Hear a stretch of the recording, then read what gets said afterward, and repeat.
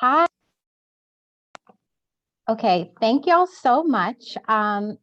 As Quickie already mentioned, we are going to be recording this so that it could be made publicly available later. It'll also be made available on our Facebook page and linked to our website. If for any reason you need any sort of closed captioning, you can navigate your mouse down to the bottom and there will be a CC button that you can click.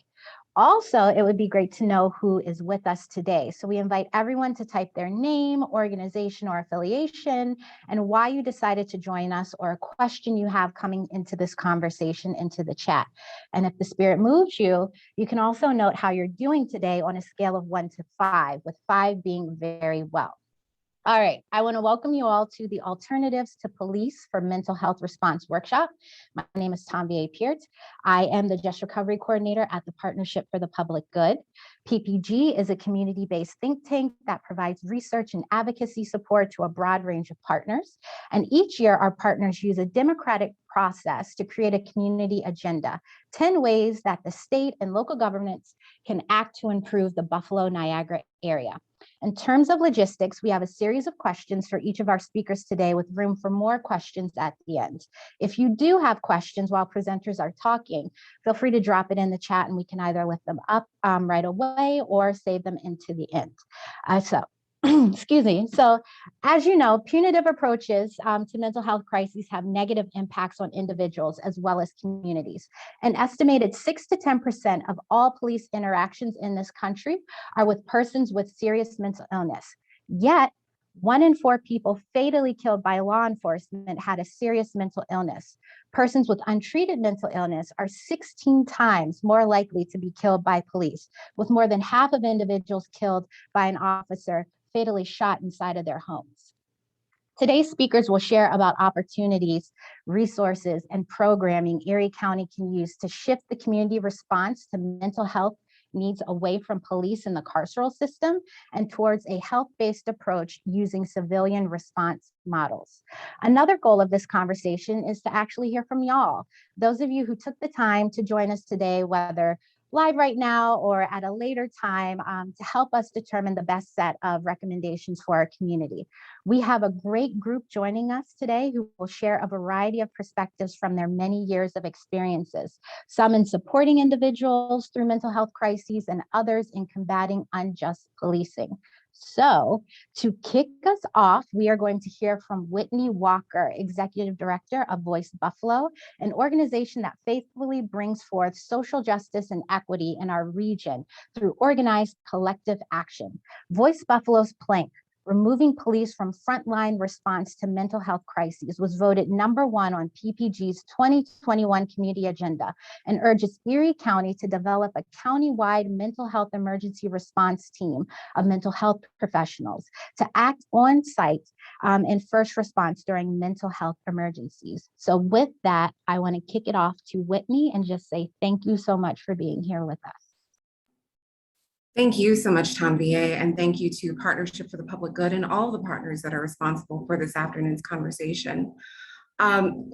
First, talking about the need for removing police from mental health calls, I want to actually talk a little bit about being a social worker and trauma-informed care. So one of the core principles of trauma-informed care is cultural humility and responsiveness.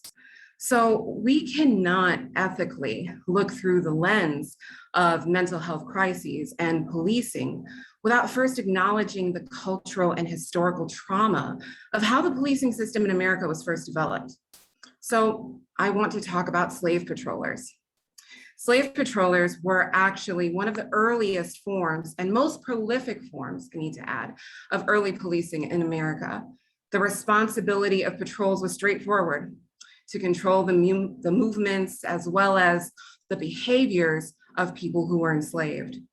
Those included, quote, to provide a form of organized terror to deter slave riots and to maintain a form of discipline for slave workers who were subject to justice outside the law. So I have to ask you, in the sense and for the sake of cultural humility and responsiveness, to be truly trauma-informed and strategically and effectively responsive to the mental health crisis, how can we ethically have police officers at the helm of serving as first responders to mental health calls? And for those of you who may be thinking that I'm dredging up past laws of days that are long gone, I'd actually like to share a quick story. So there once was a young lady who was at the peak of her life. And though she had some challenges with mental wellness, but if we're being honest, we all do, she was living independently and she was doing really well for herself. She is loving and she's down to earth, enjoys a good laugh, and has a kind heart. One day, this young woman finds herself in a mental health crisis, and she made the choice to call 911. Now, while she was showing great strength for being responsible, for being accountable for her mental wellness, this decision would end tragically. By the time that the police officers arrived, she was in such a state that she no longer wanted the officers to help her, and she asked them to leave. They did not, and that further escalated her state of crisis. An incident ensued where she tried to flee on foot and she didn't feel safe, so that's what she chose to do. And long story short, this woman's arm was fractured in an arrest. Now, you have someone who's in mental health crisis, and now you have someone who has a medical crisis added on to that. So it would seem that the first thing to do, and the logical thing to do, would be to transport this young woman to a hospital for both medical and mental health evaluation. That did not happen. This young woman was never treated, she was never seen, and she died of medical neglect after a long and torturous 21 days. That young woman is India Cummings, and she should have been 31 years old this year. Now, I want to be clear about something. The Erie County Sheriff's Office murdered India Cummings, as ruled by a coroner and the state of New York. However, the Buffalo Police Department handed them the proverbial gun. As a social worker, I want to share with you very quickly the core principles of trauma-informed care. And as I go through the list, please ask yourself, honestly, is this what comes to mind when you think of mental health and policing in Erie County? Understanding trauma and stress, compassion and dependability, cultural humility and responsiveness, safety and stability, collaboration and empowerment, and then last but not least, resiliency and recovery. As you reflect through that list, most likely it's not. And that's why Voice Buffalo and Partnership for Public Good, as well as other partners gathered here today, want to see a county-wide mental health emergency response team that is comprised of mental health professionals to act as on-site first response teams during mental health emergencies. Whereas our police departments are structured with little to no accountability, mental health professionals have one of the most rigorous accountability requirements of any professionally licensed field. Thank you so much for hearing our thoughts on today. Thank you so much, Whitney, for lifting up everything you did, especially India Cummings. And so next we're going to welcome Shawn Mulligan from Chairwoman April Baskin's team. And so Chairwoman Baskin has been an incredible advocate in the Erie County Legislature for reforming policing, health, safety, and the carceral system.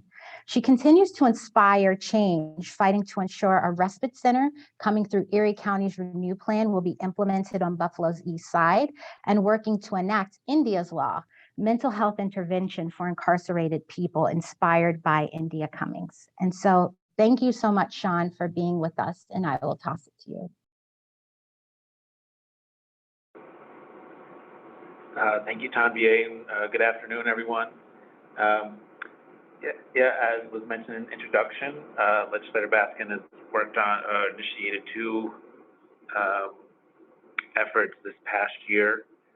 One was working through the Erie County Police Reform Collaborative effort to include a recommendation for what Whitney had just mentioned, which is an exclusively mental health emergency response effort.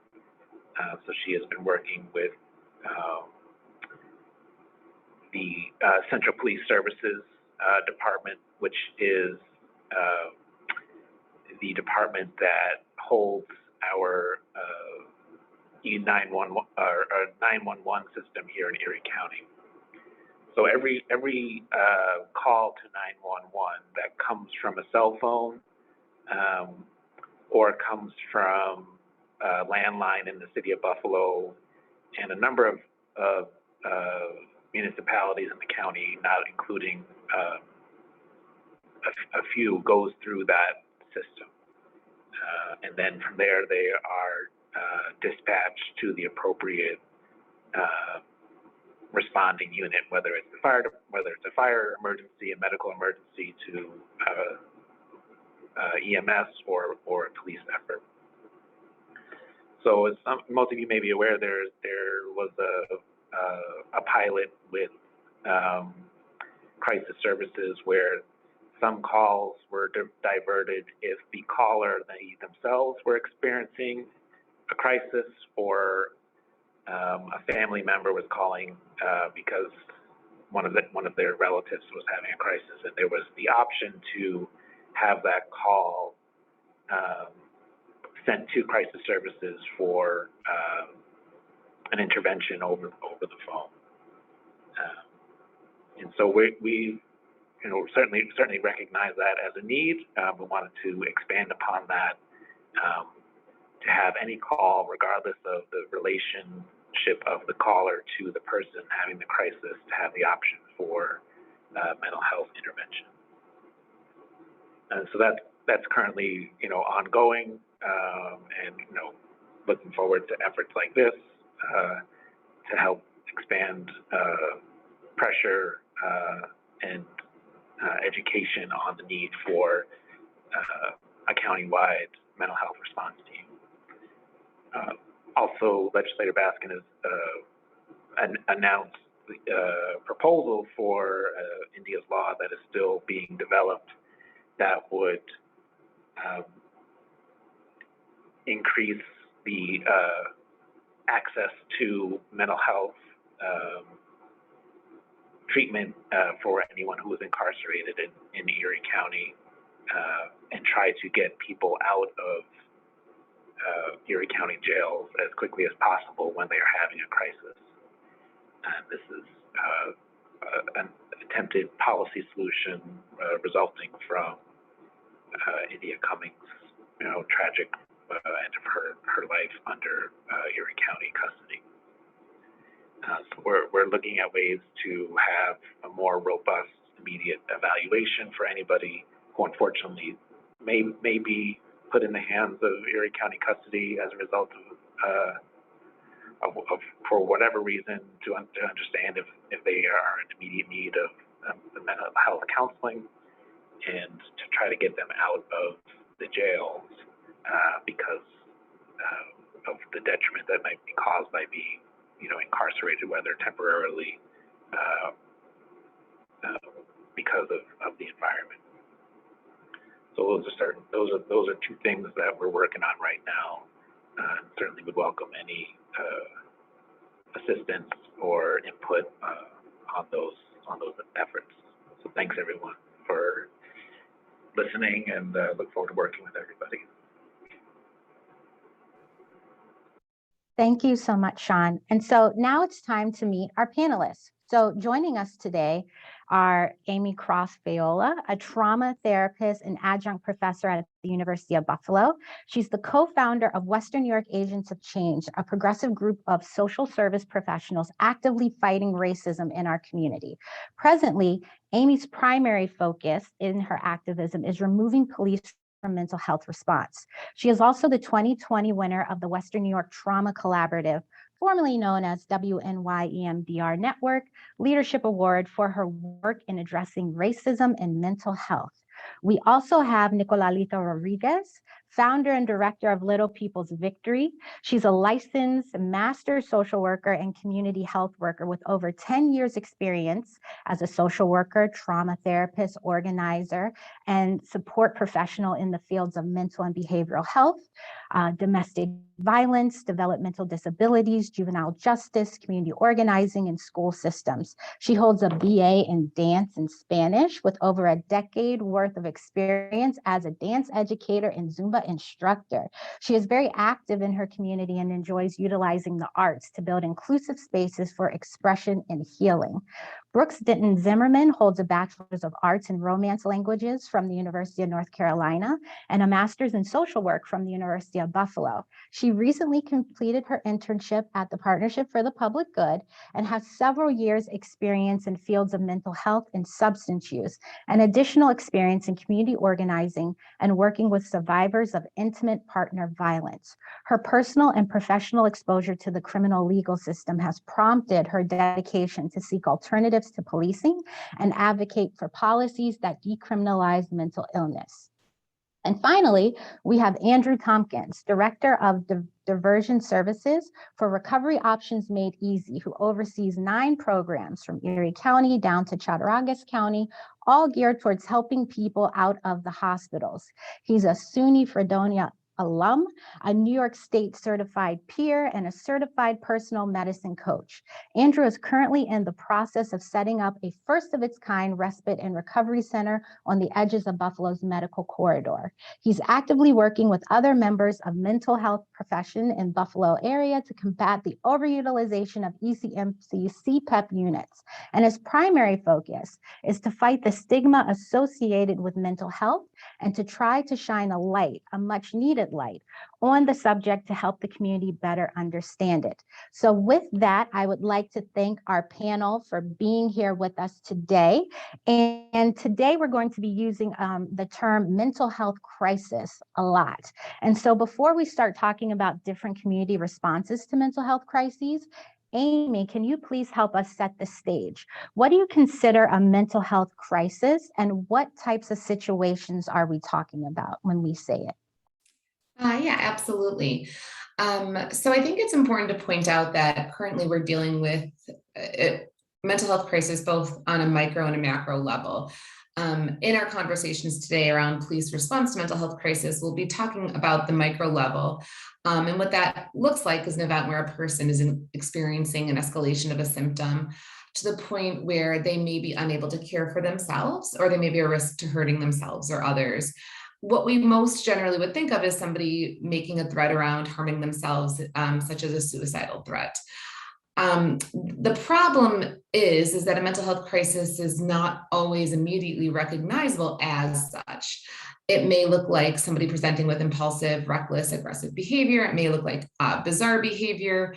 What we need to understand is that mental health crisis doesn't look the same, and mental health crisis and mental illness is not like other visible illnesses and diseases. So what somebody may see happening may very well be a mental health crisis, but may not be readily identified as such. So one of the problems is that someone who's not trained specifically to manage mental health crisis will not necessarily be able to assess if something is a true crisis. They may not be able to assess if something is going to happen that may be putting somebody or somebody else at risk. When I think about this, I think about Willie Henley. This was a person who, based on the evidence, was dealing with some mental health concerns, appeared to be internally responding to internal stimulus, but didn't appear to be a threat to himself or others. The situation quickly escalated to the point where he was then shot.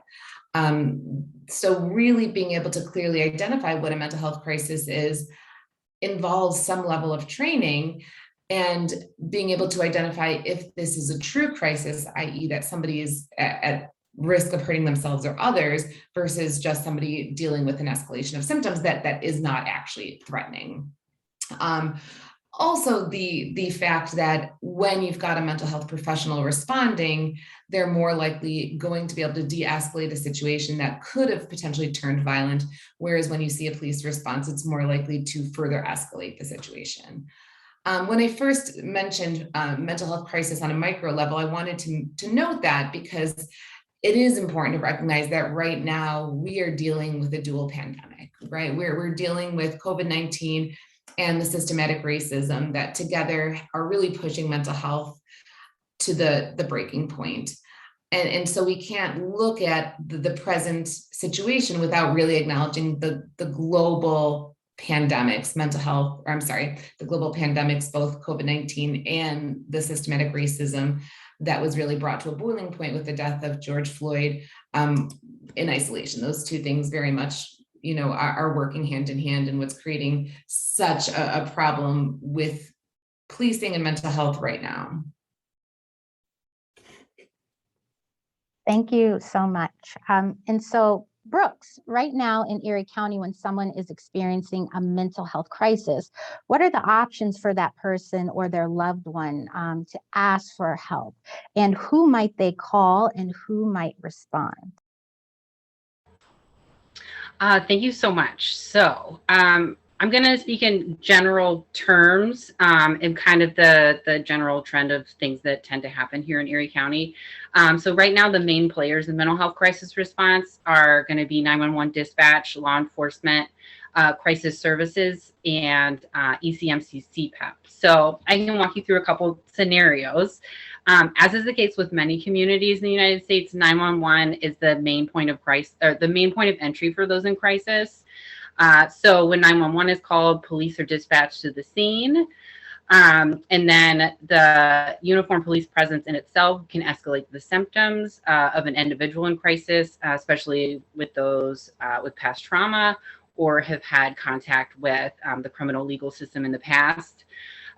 So you have a person in crisis who's now hypervigilant due to the police presence. And these patrol officers are also taking calls for every other situation in the precinct. So there's an urgency to go to the scene, assess the situation, find a solution, and then move on. And a mental health crisis cannot be resolved on that timeline. So what tends to happen is that the individual is involuntarily transported to CPEP, or the call could escalate into arrest. Just based on the different mindsets of responders to these crises. So police are trained to enforce the law. They're not clinicians, healthcare professionals, or case managers. Their goal is to exert that power and control. And because of this mentality, it's not surprising that when police respond to a mental health crisis, confrontations can often end in, that involuntary hospitalization, arrest, incarceration, or, as is too often the case, the use of deadly force. Now, so the officers could arrive to the scene, recognize that this call would be better served by crisis services, and they could call crisis services and they could dispatch a mobile crisis unit.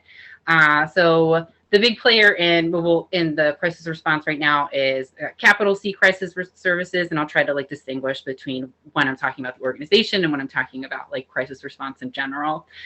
So they've been around since 1968, and then they're available 24/7, and they partner with law enforcement and other service providers in Erie County. And so their mobile crisis team's composition, it varies, but it usually involves one master's level clinician, one bachelor's level clinician. So anyone can call the hotline.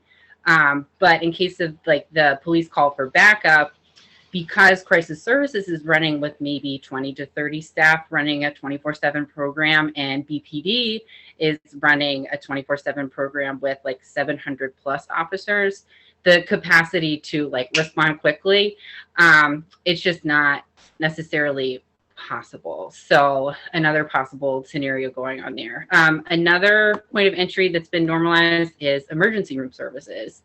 So in many communities, the lack of mental health and social support resources means that there are limited or no alternatives to the emergency department, especially in rural areas. That's the main go-to solution. So that dynamic leads to draining of the healthcare system. And then, in addition to the negative financial impacts, There are also significant human costs. So when hospitals are supposed to be places of healing, this can be a place of further traumatization, because sometimes if someone is brought to the hospital, I think the worst, I've heard people waiting like 14 hours or so to get evaluated.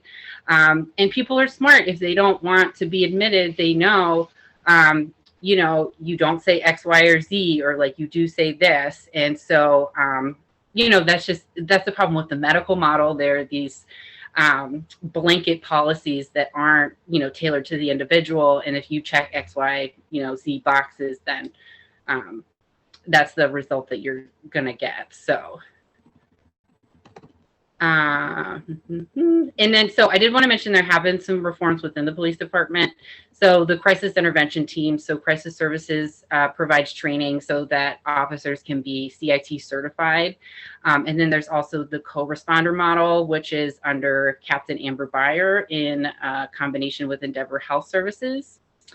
And I did want to lift up that there was a CIT officer present at when Willie Henley was shot, and the co-responder model, the behavioral health team, they're the only unit authorized to use the BOLA wraps. And I don't know if you've seen those, but it's like a high-tech lasso with like fish hooks on the side. And that was paid for by a mental health grant. It's held as like some sort of, you know, lovely non-lethal force, but in reality, it's like pretty terrible. So, so with that, I will close on with that part of it. Thank you so much, Brooks. Nicolalita, what are some of the problems with a police response to a mental health crisis? And how might a mental health professional respond differently compared to law enforcement? Thanks. Yeah. It's great to be on this panel with so many people that are also very much like-minded. I'm finding I'm probably gonna just kind of go back and reiterate a lot of what's already been said. But first things first, police respond to crimes. And so having police respond to a mental health emergency is criminalizing mental health and also taking funding from mental health programs and initiatives that would otherwise be working to proactively treat and care for these community members in a way that values their lives. As a mental health professional, I can see that when we don't just go through a single training or certificate program to make us equipped to handle mental health crises. Rather, we go through years of study, research, hands-on experience, and a licensure process, which mandates continuing education in our field and holds us accountable for our actions every single step of the way. We're trained not only in the praxis of de-escalation, but the research, theory, and neurobiology of it as well. So many times, as Amy mentioned, the presence of police only escalates the situation and it can make it more dangerous. And this is because mental health and policing come from two very different schools of thought. Police show up and they demand control over the situation at all costs because their school of thought, control equals safety. Whereas mental health professionals show up to create safety at all costs because in our school of thought, care and choice equals safety. Thank you so much. So powerful and so true. Many times people report being taken to the hospital or even to jail due to experiencing a mental health crisis. And so, Andrew, what are some alternatives for diverting people away from these institutions? And what do some of these alternatives look like? And what are still some areas that need to be changed? Well, there are several alternatives that already exist out there. The respite programs, for one. People who are experiencing mental health crises call in and are brought into the program, which provides 24-hour, 7 days a week staffing geared towards peer support, developing of coping skills, and goal setting. It's a welcoming environment, deliberately non-clinical in nature, and over the course of their stay, most, if not all guests report less stress, less anxiety when they're leaving the program than when they came in. Another form that peer programs can take is a living room model.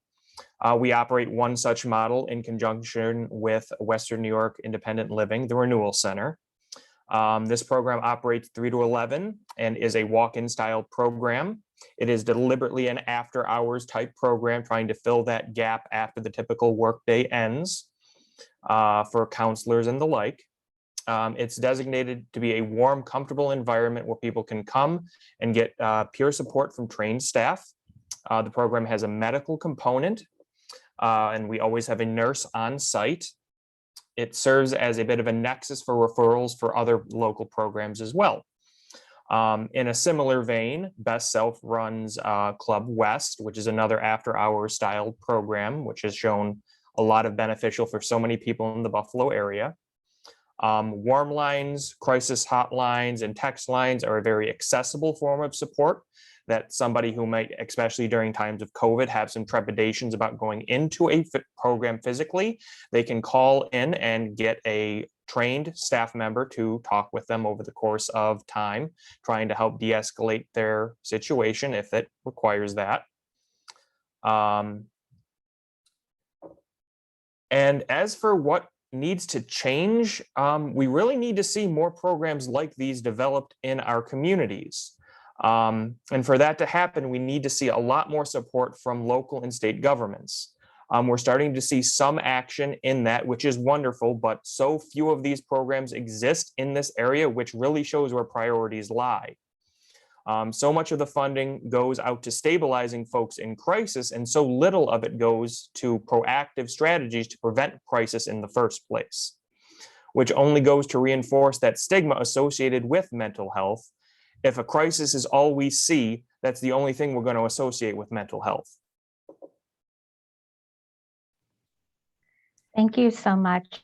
And just quickly before we go to the next question, there was a question in the chat about a curiosity of how much things like BOLA wraps, how much funding has been diverted. And PPG actually put out a post, and I will share it, where, if you didn't know, the city invested $3.9 million last year for technological solutions that also included not only tasers for officers, electric shock weapons, but also BOLA wraps. So the city has been investing a lot in the practice of harm instead of harm reduction. And so I just wanted to point that out, and I'll drop it in the chat, and we can make it available for those of y'all who are not here with us. And so a number of cities have started non-police mobile crisis teams within the last few years. Brooks, what do some of these programs look like, and what could a mobile crisis team look like for Erie County? Sure. So as we continue these conversations about what model is going to best serve Erie County, there are a few things going on at the state and national levels that are going to affect any planning moving forward. So New York State has kind of come up with like a three-prong approach. Number one being the regional call center. Number two being funding and expanding the mobile crisis teams. And then the building crisis and receiving stabilization facilities. So it's going to start transitioning that there's going to be a 3-digit number, 988, where all mental health calls can go and bypass 911. So crisis services has, they have the responsibility of coming up with the infrastructure for that. And then the plan is due by December. So this is like a really quick, get it together. Things are going to transition, figure it out, I guess. So without the funding and infrastructure, you know, that basically the federal level is left it up to the states to figure this out. So that's really important to keep in mind. And then also the crisis receiving and stabilization facilities, there have been those popping up around the state. The county, we are in talks with the city of Buffalo to create that facility. So like that's going on too. So it's this seamless continuum of care that we're going for. So a lot of the pilot programs for mobile crisis teams that are popping up around the country are inspired by the Cahoots model of Eugene, Oregon. So crisis assistance helping out in the streets. And this model has been held as pretty much like the gold standard. A lot of places are modeling their new programs after this. Really cost effective. For every $1 being spent on the Cahoots program, $10 goes back into the community. And they use 2-person teams. They have a medic and then a crisis worker who has training experience in the mental health field, not licensed. So it's important to look at the demographics of Eugene versus the demographics of Buffalo. Eugene's 83% white. And then Eugene has a population of 160,000. Buffalo is 280,000, like somewhere around there. So the issues that we're going to be dealing with here in Buffalo are going to be very different set of issues going on in Eugene, Oregon. So an example a little closer to home is the Be Heard Behavioral Health Emergency Assistance Response Division. And that is in New York City. So they're going to operate 7 days a week, 16 hours a day. And we really need to have a 24-hour program because we know that a mental health crisis doesn't wait for business hours to occur. So some people in New York City are not super happy with the Be Heard plan. And so CCIT NYC has proposed a different one, and their model, it's a peer and a EMT. And so their model is really focused on being 100% community driven, implemented and ran. And so built into their model is a community oversight board. And so they're able to request data, suggest changes, issue the public agendas. And so just getting all this information. So like, we really want to create a model here in Erie County that's built from the bottom up and as opposed to top down. And the state's on board with this.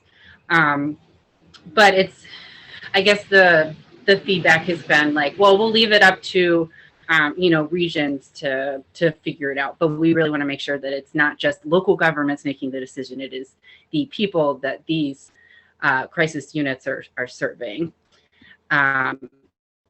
So in Erie County, I really like the specialized EMTs. I think that's going to be crucial because sometimes a physical emergency is either masked or exacerbated by a mental health emergency. So imagine if you're in a crisis, and also have a physical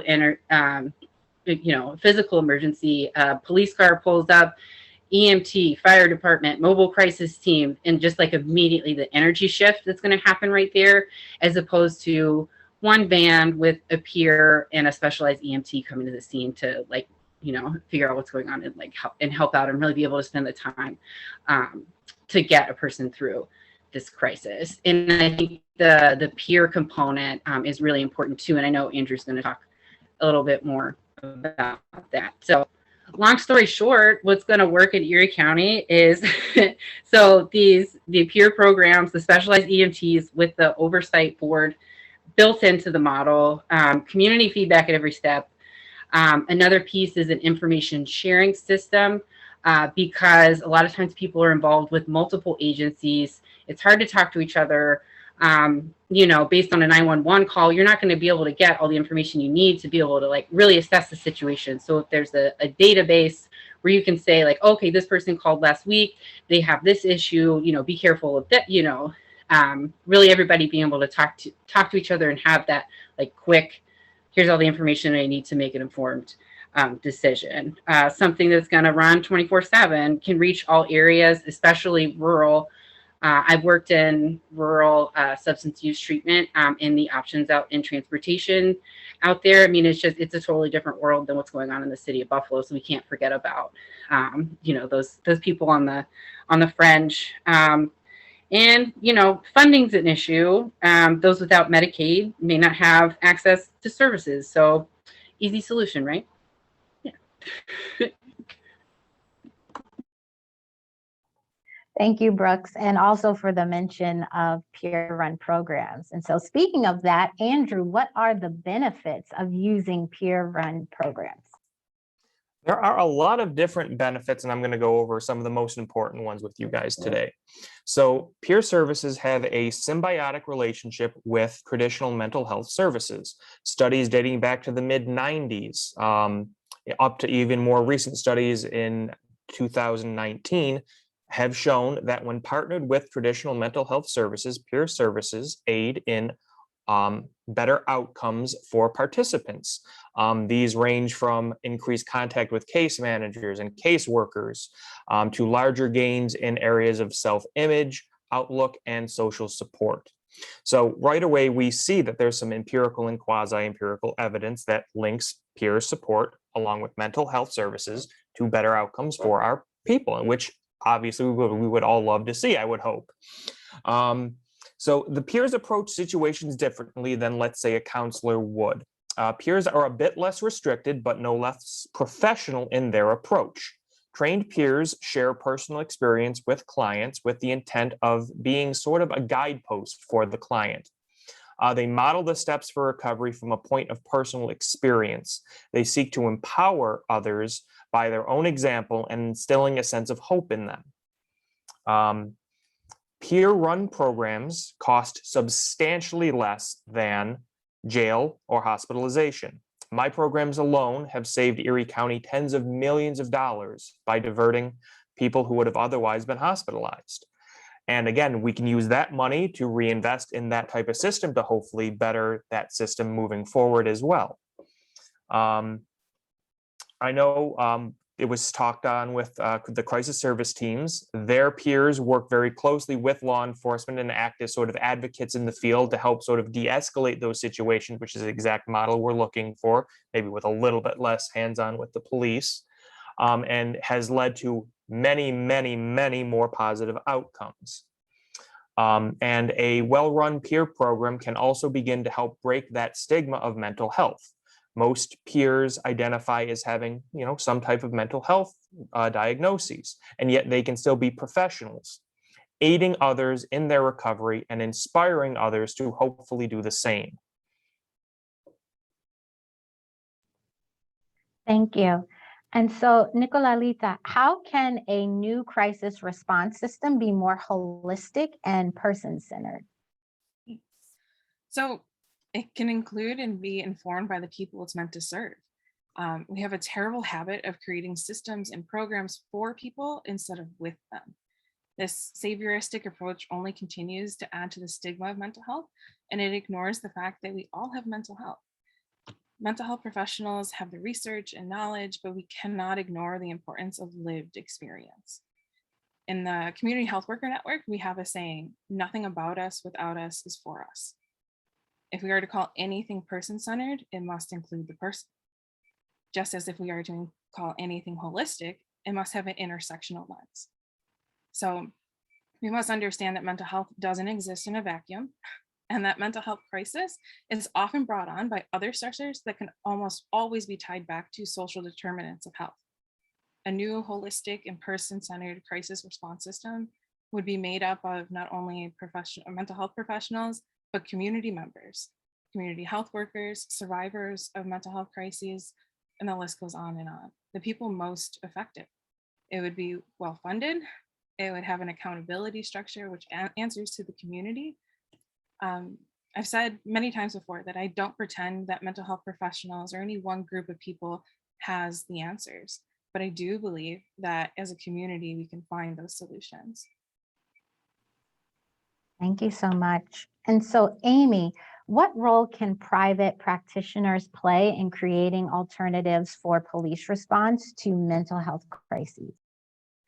So I think, all mental health providers, whether private practitioners or not, we have a role to play in just providing good quality mental health services day in, day out, and offering services that are well informed, so that way we're not necessarily seeing as many mental health crises. And I think it goes back to, something that Andrew said, which is like, let's fund mental health so that way we're not dealing with it on a criminal level, but we're giving people the resources they need in the here and now, not waiting for things to escalate. So a couple things that I think are really important as far as being a private practitioner is being fully aware of how certain factors, systematic factors like racism impact mental health. Being able to have honest and open conversations about systematic racism and how that impacts one's mental health, how that is a factor of trauma that is going to be really relevant in the lives of my clients. The last thing we want to do as a practitioner is pretend like the things that are going on in the world aren't happening. So being able to address when big events are happening, whether it's, the murder of George Floyd, or most, more locally, the shooting of Willie Henley, talking to our clients about that, letting them know this is a space where you can address that, putting voice to the fact that I understand that there is trauma going on in the day-to-day life of being Black in America. Let's talk about that. So not missing opportunities to discuss how we are being impacted by the real systematic problems in our country. So also being able to talk about, what needs to happen when you do start to experience some escalating symptoms, so that our clients are well versed. One of the things I tell my clients is don't call 911. I have an on-call line. There are other ways to handle and reach out for help that don't involve 911. And I know, we talked a little bit about that, and I know there's a question in the chat about that also. In addition, as a private practitioner, it's important to me to train young clinicians in how to be trauma informed, well-versed in addressing racial trauma with their clients, so that the clients and the people who are needing mental health services feel like they can be heard when they go to somebody's office, that they're not just going to another space where they're going to be stigmatized and not understood. So really creating treatment opportunities so people can experience and achieve mental health and well-being, and know how to handle escalation of symptoms when they arise, and talking to family members so they also know how to handle it. So again, people are not feeling like they need to reach out to a system that's not going to support them, or is at worst going to criminalize them or shoot them. Thank you. And thank you all so much. So just as a time check, it's 1:20. We do have about 40 minutes or so left. And this next round of questions is for our entire panel. So feel free to jump in. The first question in this round is, what are some of your priorities for an Erie County mobile crisis team? And what should it look like? And what should it not look like?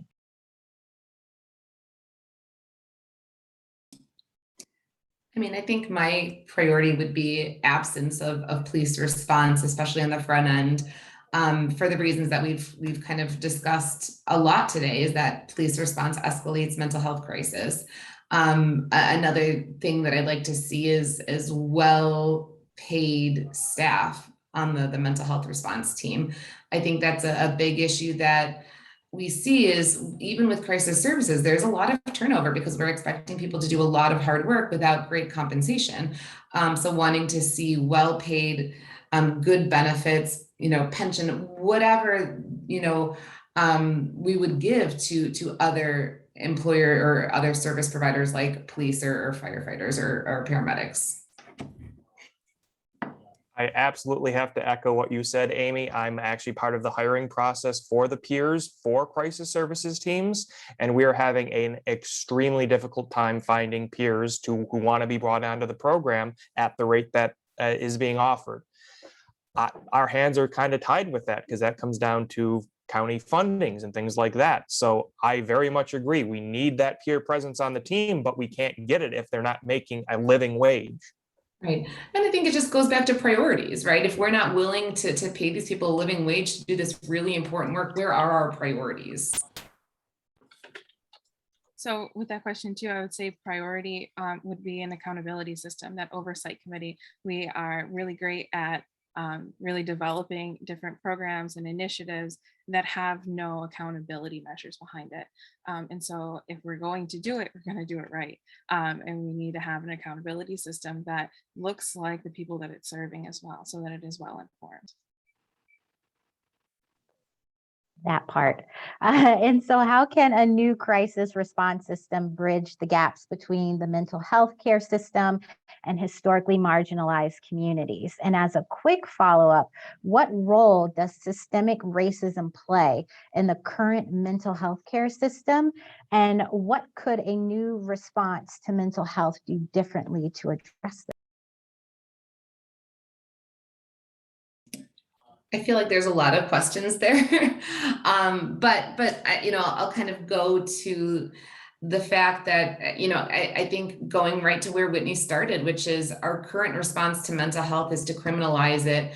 And this is based in racism. It's based in the fact that our earliest, you know, police officers were out there to catch slaves.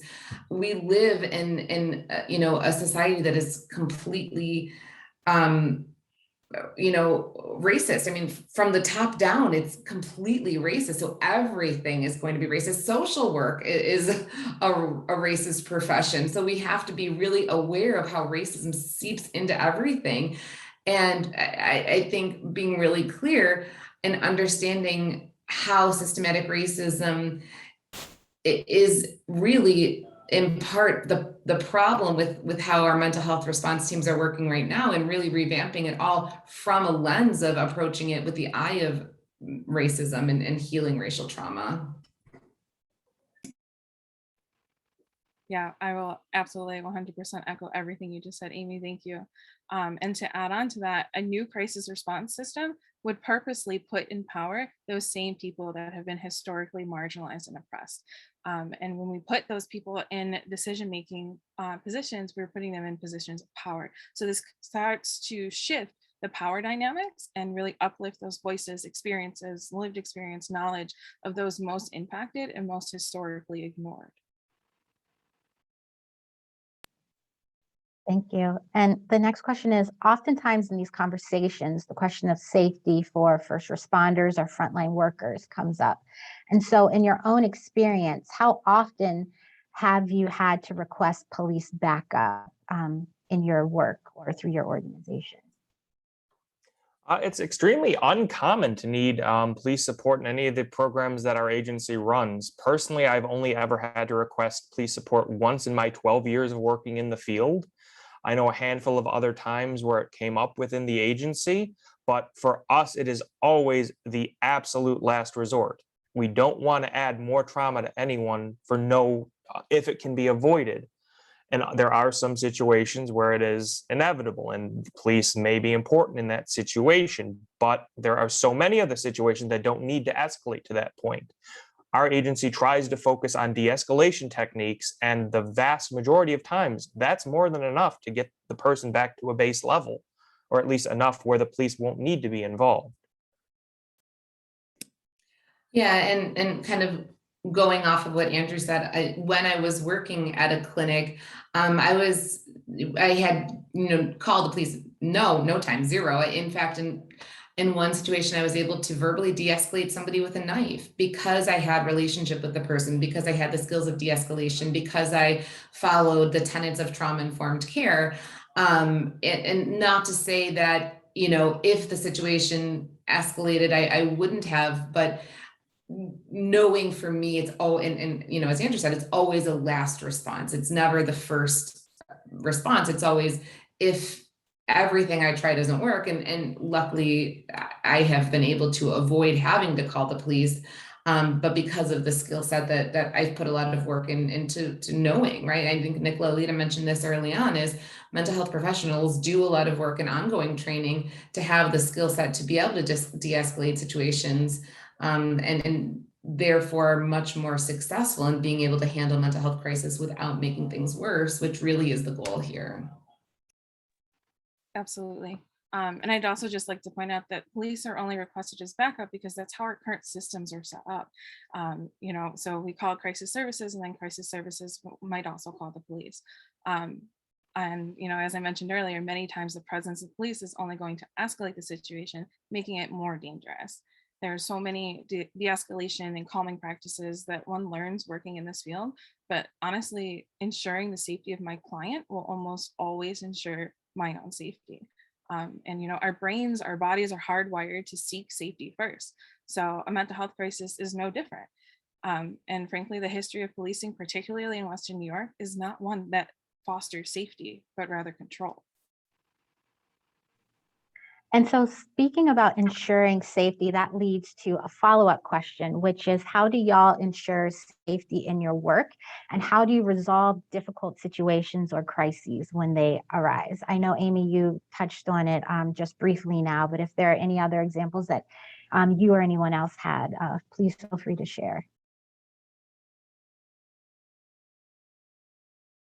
I mean, I'll just note that one of the conversations I have with my clients right off the bat is talking about how I'm going to respond if and when, you know, something escalates. So letting them know right off the bat. I've absolutely had clients come into my office who don't want to open up or don't feel safe opening up if they're having an escalation of symptoms because in the past somebody has called the police and this is the result. So talking very clearly, like, that's not my plan. Let me tell you what my plan is.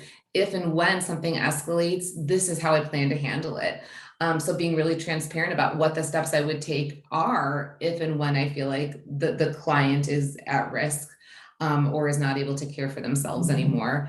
And relationship building, really from day one, connecting, building attachment, building relationship, because, you know, Nicolalita has really mentioned this. Safety is where healing takes place. My office has always got to be a place of safety. And when my client is safe, I am safe.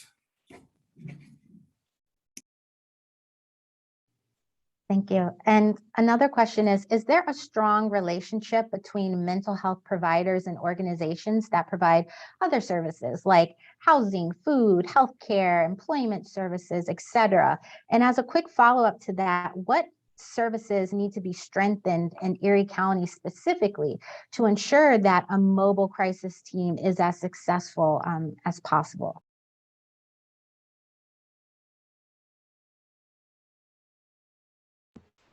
The current system as it is, it's extremely complicated. There are really high barriers to services. There are really strict attendance policies, you know, insurance requirements, things like that. There are so many service providers. And there aren't a lot of conversations between different service providers to like get in the same room and collaborate. Or there aren't enough. I know that these committees do exist. And because funding is so scarce and because society does not prioritize funding mental health care, that funding is scarce and agencies are in competition with each other. And so a lot of agencies just don't have a good relationship with each other. And so it's hard to work together for the common goal of solving this, you know, mental health pandemic when we're acting from a place of scarcity, if that makes sense. So I think that's like kind of one of the main things that I wanted to touch on with that. I'll just kind of also follow with Brooks. For anybody who is a mental health practitioner, there is this huge shortage of mental health practitioners as well. And so when you see people at clinics, you see clinicians who are working with a caseload of 120 plus. So one of the problems with coordination is there just isn't the time for it. I see so many clinicians who are barely scraping by, kind of getting all their clients in. And when you talk to them about coordination and linkages and other resources, they just literally don't have the capacity to do it. We as a community don't have the capacity to meet the mental health needs of our community. All pretty much of the clinics right now have huge waiting lists. Private practitioners, huge waiting lists. There is not enough services to go around for the need of the community right now. And I know in part that is because of the dual pandemics that I referenced in the beginning. But it's a huge problem. And one of the consequences is just the inability to have that coordination of care that really does need to be taking place. And I also assume Andrew has something, really helpful to say about this. So I want to kind of open it up to Andrew as well. Absolutely, I don't mind taking the floor. I'm personally a big proponent of a structure built into the OPWDD system. They basically require anyone who's receiving service coordination through an OPWDD funded entity to have a service meeting twice a year where literally every service that the individual is enrolled in sends a representative. So that way everyone is on the same page. And the coordinator talks with those people and they organize that meeting. They touch base monthly with the participant, with the coordination to see where those gaps in meetings are and what services need to be linked with more efficiently. It helps clear out so many confusing questions and just gets everybody on the same page. So that's something I would like to see, but the current system that we have set up isn't really geared towards that. There's not enough time. There's not enough caseworkers. So again, with more money and more funding and more structures built in, maybe we can start seeing a little bit more of that coordination between entities. Absolutely. I also just want to weigh in here real quick and kind of bring it back to Brooks's point about the lack of resources, the lack of funding, and the fact that we're most of these organizations are fighting for the same funding. And so they're really, it's how do you work together with people when you're fighting for the same funding and really to keep alive, right? So this nonprofit industrial complex also comes in here as well, when we're really just fighting to provide the same types of services to people. And then as Brooks also mentioned, there's systemic barriers within those as well. So in order to get the funding, then the people receiving these services have to meet attendance requirements and all of these requirements that are rooted in systemic racism, frankly.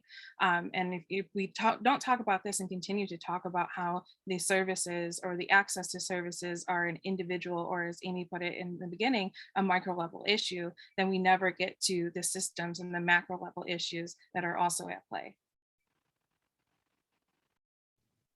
Thank you. And so we talked about, or we touched on barriers that people are facing when it comes to working to solve a lot of these issues. And so services is another thing that came up. And I am curious if there are any services that the county lacks right now that could help our efforts. And I know that y'all have touched on this, but I wanted to know if there were any other additional thoughts y'all had.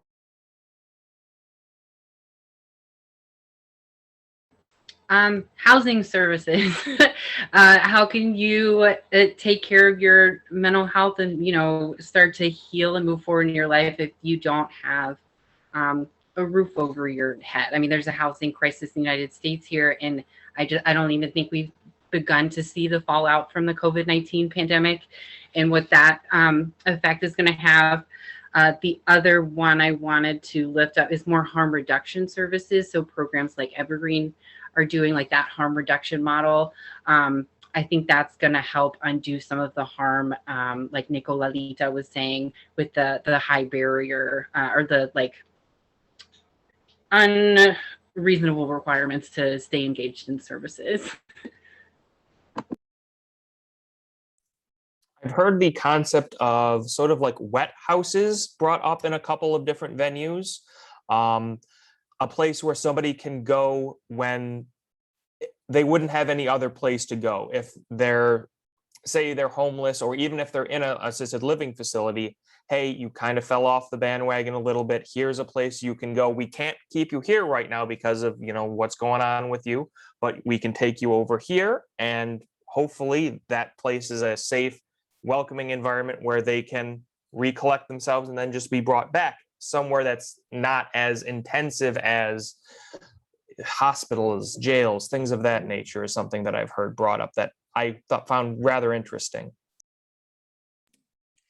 I think kind of, you know, mirroring, I think what Nicolalita had said about even something like attendance, just really doing a coordinated effort to provide these kind of, if we're thinking in terms of Maslow's hierarchy of needs, these like basic needs while pairing it with trauma therapy, because from a trauma therapist perspective, it's a chicken or an egg kind of scenario, right? If you're dealing with significant trauma, we can't ask you to maintain these basic needs until your trauma has been at least starting to get managed.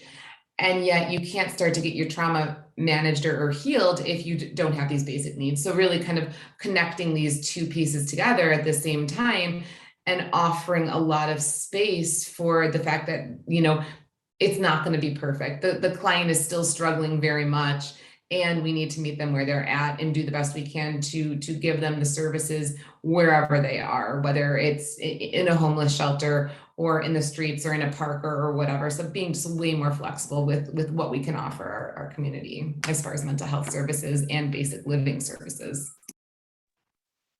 Absolutely. I would also just say that we, Erie County has a plethora of services. We really do have a lot of services. The issue is that those services were created in a system that was not meant to really help these people, right? They were created in systemic racism. They were created in the oppression of these people. And we get paid off those services as the service providers as well. So it's really a paradigm shift that has to happen, not necessarily the creation of more services, because we're just creating the same types of services over and over and excluding people and then making it an individual problem and re-traumatizing these people. Very excellent point. I did want to get to one of the questions that was put in the chat from Jim. And so it says, with the splintered system of services, it's hard for those intervening to establish a clear picture of an individual's history. So how can we bridge this gap for better information sharing?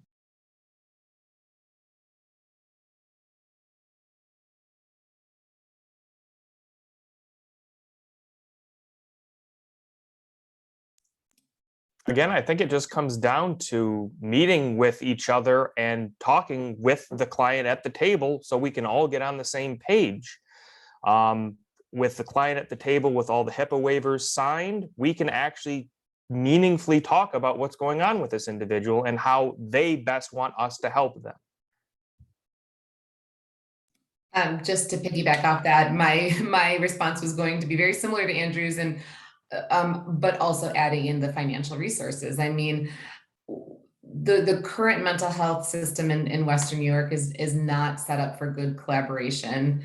And, you know, finances are certainly part of that problem. So having more access to financial resources to make these kinds of things more doable is absolutely part of what is necessary. I know working at a clinic, we would always get dinged for not having good enough coordination and collaboration. It was something that the Office of Mental Health very much wanted.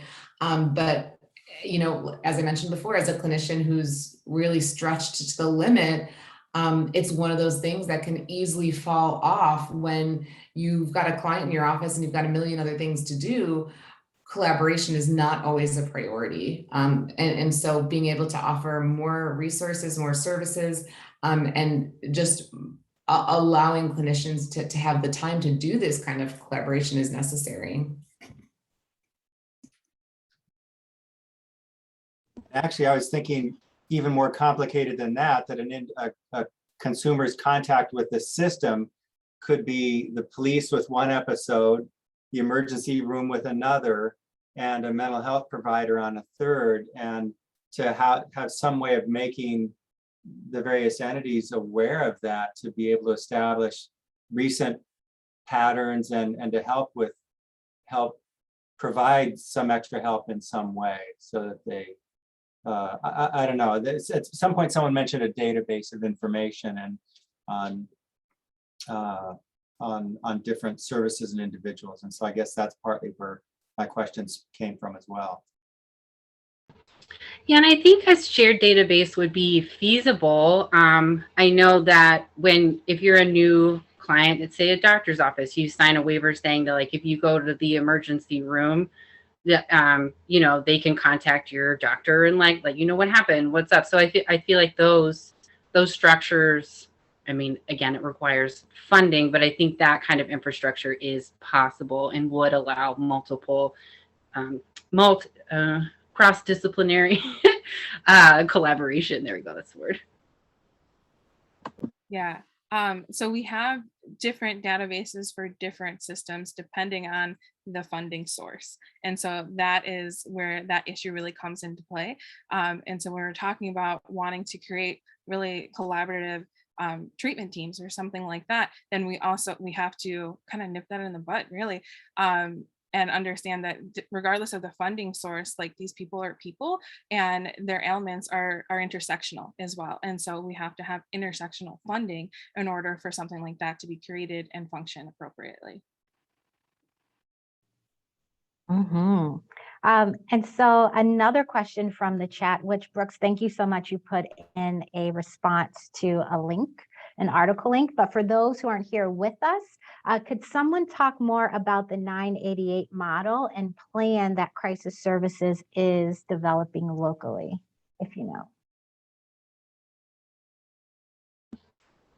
Oh, sure. So the 988 system would be, so instead of calling either your local hotline, and I don't know about you all, but I can barely remember my own phone number most days. So it's supposed to be like easier point of access where everybody can call 988 if you're having a mental health crisis. And then so crisis services locally will be handling that, is the most recent information that I have. And I believe they got like 500,000, like a one-time grant to beef up the infrastructure to make that happen. So it won't be just like 911 operators answering the calls. It's, crisis services employees, volunteers, and the volunteers go through the same training that employees go through. So it's going to be really like knowledgeable people that you're going to be talking to, ideally. And so they would assess the situation, decide if it needs the mobile crisis team, or be able to de-escalate over the phone. And the tricky thing with that is calls are expected to double within the first year. So it's like really important that they get all the resources and support that they need, in order for this not just to be like a, what's the word I'm looking for? I lost it, but so sorry. All right. But yeah, any other questions about that? I'm sure there are other things that I'm like missing about it.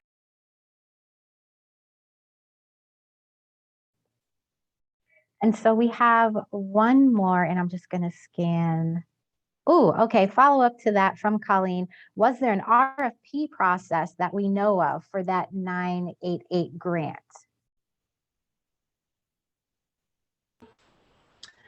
That I am not sure. And I know that the plan is due in December. So I don't know if it's like they submit the plan to submit the plan and then it's approved in December, or in December that's, kind of like that. But if I find out that information, I will be sure to update everyone.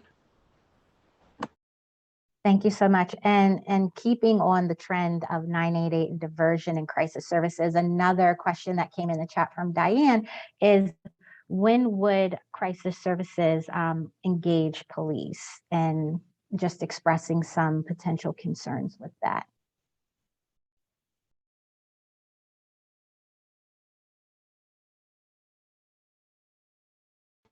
With like the potential change in the system, or how things are now? I don't want to make assumptions. Diane, do you want to come off mute to yes. ask directly? Yeah. No, I'm just curious, and we might not have an answer about, well, we know that crisis services engages the police now, I believe. And is that going to be more limited? Is that going to change under the new system? It's a concern. And that I don't know. I mean, I do know that if there's a 911 call that comes in, police go, and then they decide that crisis services would need to be involved. It does skip that. So I assume there would be a reduction in police involved calls from there. But again, I don't, I can't speak to how things are going to be different with the new system.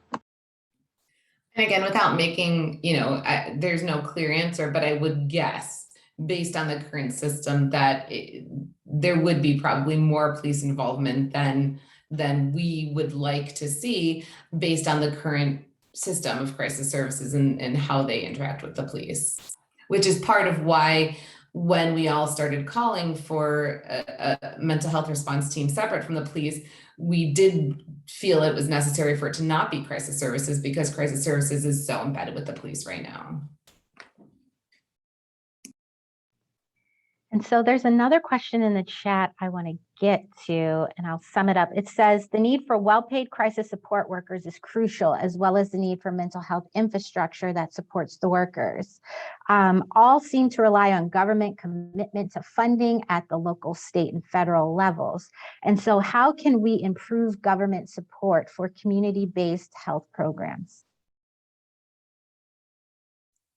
Encourage our participants to send in letters, call our local legislatures with well thought out and constructed arguments to say, hey, there's not enough of these things in our communities. We would love to see more. Start putting pressure on local and county governments to start getting that ball rolling would be one way I would suggest. Absolutely. I would totally uplift everything Andrew just said.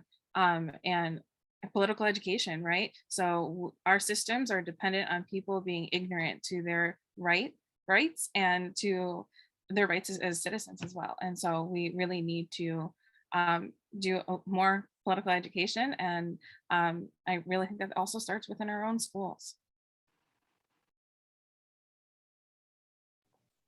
Definitely. And Diane mentioned in the chat, we need to reduce the military budget and transfer funds to meet human needs. Also, and just lifting up some things that Brooks and others have said about supports that can help, like housing, stable housing, livable wages. There are an assortment of bills and things that our common council can do, the county could do, and the state could do as well. In thinking about the end of the eviction moratorium coming up, I know that Albany's common council passed good cause eviction, which is just like a layer to help keep people housed, but we obviously need more, and we need to reimagine what we, how we look at things. Speaking back to Nicolalita's point about systemic and deep-rooted issues, and so it has to be intersectional in all the works, and there's so many ways for everyone to plug in. And as a plug, I would say you could go to ppgbuffalo.org because we oftentimes throw down on a lot of these issues. So we have 10 minutes left. And I just want to thank the panel again. And so are there any closing thoughts that anybody wanted to share in the time that we have left? I mean, I'll just quickly point out the money is out there. It's plentiful and it's out there. It's not about needing more money. It's about needing better priorities and prioritizing the health and well-being of our citizens. And I love what Andrew and Nicolalita said. We have to be citizens that are demanding better use of this funding. We have to be loud, we have to be noisy, and we can't just sit back and continue to let things go the way they've been going, with all of our funding going, as Diane said, to the military and to police and to all these very reactionary things. We need to be putting more money into our citizens from birth on, to create a community of mentally well and happy people, not just coming in at the back end and criminalizing people after we haven't given them the resources they need to be healthy citizens.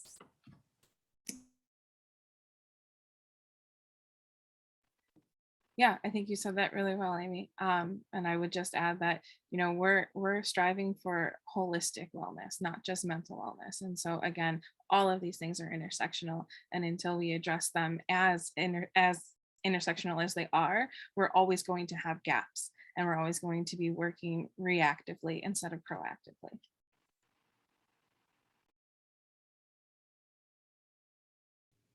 Thank you. Andrew or Brooks, any last words? Just that our system isn't necessarily set up for people to thrive. It is set up for people to be maintained, to be at a baseline. We want to see people at their best, at their peak, but the system isn't set up for that. So I very much agree with everything everyone has said, that we need a big paradigm shift if we're going to see actual meaningful change. Absolutely. And my concern is that as things start opening back up, getting quote unquote back to normal, that people are going to stop having these important conversations because we're not stuck at our houses watching everything unfold in the news. So like, we really just need to keep these conversations going, keep providing opportunities for the community to come together and talk about these things. I do want to thank everyone for being here today and for all of your feedback. PPG, I'm working on a policy brief about reimagining mental health crisis response and removing police from the front lines. So if you have any personal feedback for me, stories that you would like to share that I can incorporate into that, I'm going to put my email into the chat. This has been a quick hour and a half, and I really appreciate everybody. It's great. I'm sorry to be talking so much, but I do just want to really lift up something that Colleen put in the chat, which is, again, the squeaky wheel gets the grease. Please, if this is something that you're feeling passionate about, be engaged in the local budget process. That is an important way to make sure we're getting the money where we want it to be going, and not just kind of staying with the status quo. So being a part of the local government and where the money is going is huge. And you took exactly what I was going to go to next, Amy. So thank you very much. Public engagement and also public education about a lot of these issues that are hiding in plain sight is so important. I do want to uplift Whitney and Voice Buffalo's efforts as well, as we are talking about policing. Voice Buffalo has been working around the clock for many, many months now on a police accountability ballot initiative as a way of getting Buffalo's police advisory board's model codified into law. And so we also need independent police oversight, as police should not be policing themselves.